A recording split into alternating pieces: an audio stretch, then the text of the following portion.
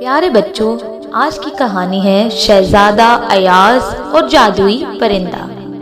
بہت پرانے زمانے کی بات ہے۔ ایک بادشاہ تھا جس کی سلطنت دور دور تک پھیلی ہوئی تھی۔ اس بادشاہ کا ایک ہی بیٹا تھا جس کا نام ایاز تھا۔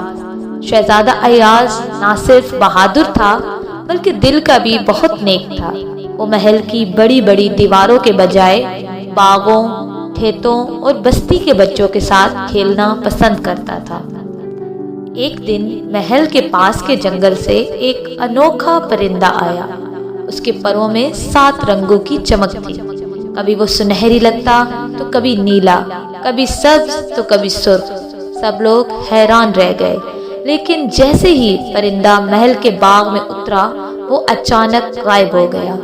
صرف شہزادہ ایاز نے اس کی مدھم سی آواز سنی، مجھے آزاد کرو، میں جادو کے شکنجے میں ہوں۔ ایاز نے سوچا کہ ضرور کوئی راز ہے۔ رات کے وقت وہ اکیلا جنگل کی طرف نکل گیا۔ چاندنی رات تھی، ہوا ٹھنڈی اور پرسکون۔ اچانک درختوں کے بیچ وہی آواز پھر آئی۔ شہزادہ ایاز اس آواز کے پیچھے چلا تو ایک بڑا پرانا درخت نظر آیا۔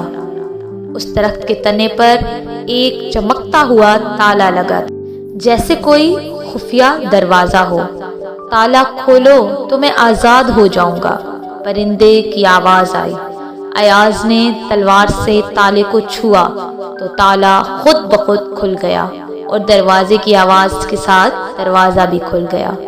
اندر اندھیرا تھا مگر ایاز بہادری سے اندر گیا۔ اندر ایک جادوگر کھڑا تھا۔ اس نے کہکا لگایا، ہا ہا ہا، شہزادے، اگر تو یہ پرندہ لے جانا چاہتا ہے تو تجھے 3 امتحان دینے ہوں گے۔ ایاز نے ہمت سے کہا، میں ہر امتحان کے لیے تیار ہوں۔ پہلا امتحان یہ تھا کہ جادوگر نے ایاز کو اندھیری غار میں بھیجا جہاں صرف روشنی کا ایک جگنو تھا۔ اسے کہا گیا کہ سوئی کے برابر چھوٹی سنہری چابی ڈھونڈو۔ ایاز نے ہمت نہ ہاری، جگنو کی روشنی کے ساتھ ایک ایک کونے کو دیکھا اور آخرکار چابی مل گئی۔ اب ایاز کا دوسرا امتحان تھا۔ دوسرا امتحان کچھ ایسے تھا کہ ایک بہتی ہوئی ندی کو پار کرنا کہ جس پر کوئی پل نہ تھا۔ ندی میں خوفناک مگرمچھ تھے۔ ایاز نے اپنی عقل سے درخت کا تنا کاٹا اور اسے ندی پر ڈال کر پل بنایا اور بآسانی گزر گیا۔ اب تیسرا امتحان سب سے مشکل تھا۔ تیسرا امتحان یہ تھا کہ ایک بڑے ہال میں آئینوں کے بیچ وہ پرندہ قید تھا، لیکن ہر آئینے میں پرندے کا عکس تھا اور اصل پرندہ پہچاننا مشکل تھا۔ ایاز نے دل کی آنکھوں سے غور کیا اور سوچا، اصل پرندہ وہی ہوگا جو میری طرف مدد کے لیے دیکھ رہا ہوگا۔ اس نے سیدھا اس پرندے کو جا پکڑا اور باقی سب عکس غائب ہو گئے۔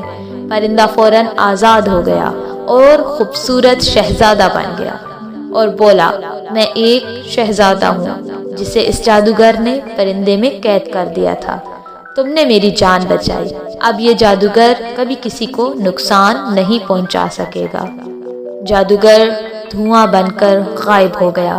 شہزادہ ایاز اپنے نئے دوست کو ساتھ محل لے آیا۔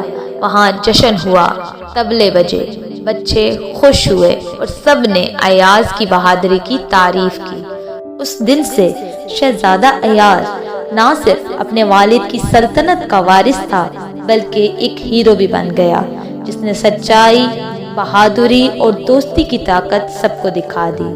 پیارے بچوں، اگر آپ کو یہ کہانی پسند آئی ہے تو چینل کو سبسکرائب کریں اور بیل آئیکن کو ہٹ کرنا نہ بھولیے گا۔